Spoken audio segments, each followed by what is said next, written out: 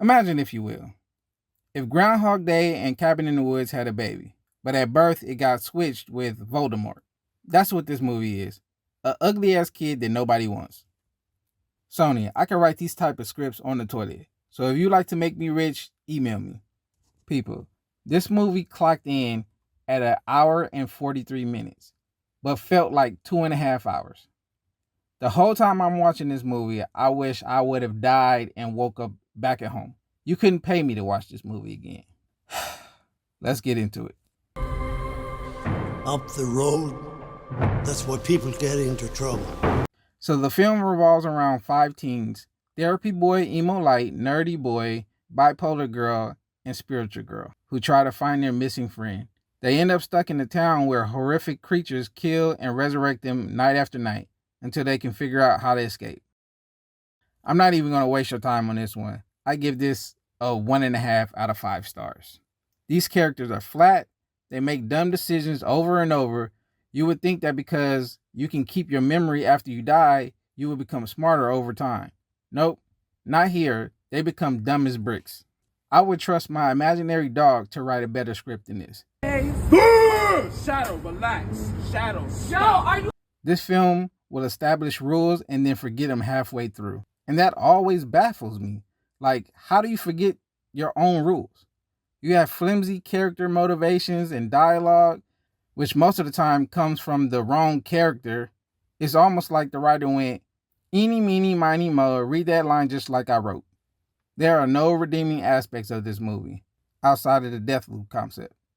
The kills were generic, acting was god-awful, script came from the ninth circle of hell. The only part I enjoyed was walking out the theater. So let's just go down a list of retarded shit in this movie. For starters, it established that you can retain your memories after being killed. Yet Therapy Boy, later in the film, says that he can't remember anything, which leads us to the most ham-fisted way of adding in a montage of death scenes, and they end up being a little light on the death. So it turns out at some point, Therapy Boy decides to record every death for some reason.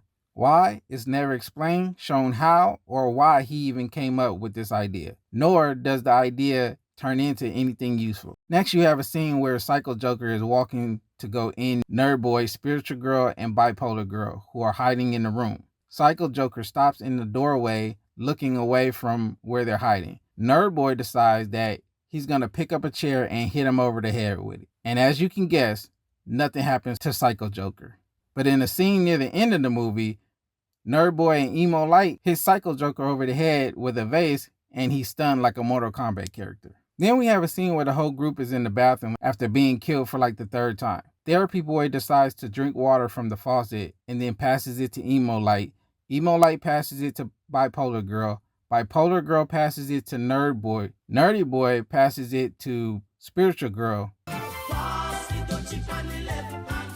Sorry, that was just more entertaining than this movie was.